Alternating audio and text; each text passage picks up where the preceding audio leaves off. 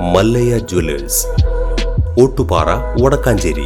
Phone 0488423266. ഭക്തിയുടെ നിറവിൽ മച്ചാട് തിരുവാണിക്കാവിൽ പറ പുറപ്പെട്ടു.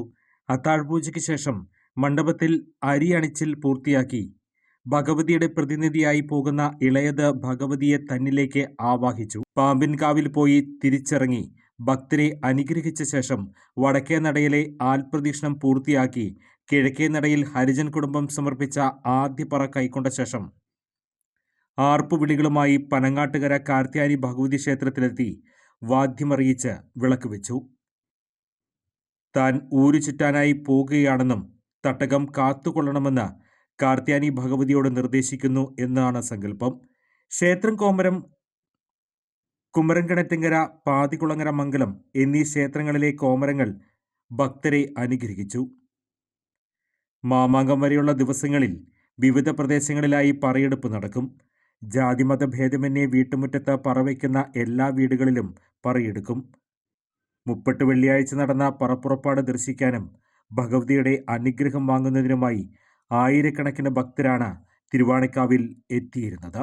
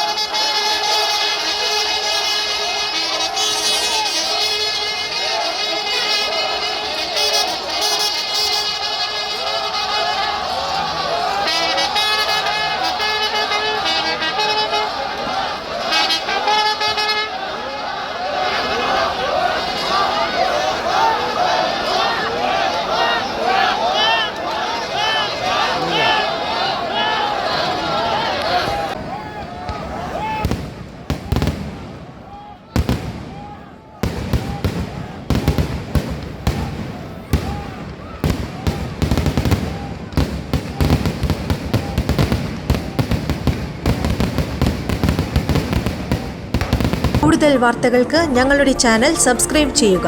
ഫേസ്ബുക്ക് ഫോളോ അപ്പ് ചെയ്യുക. വാർത്തകൾ വേഗത്തിലറിയാൻ എനി ടൈം ന്യൂസ്.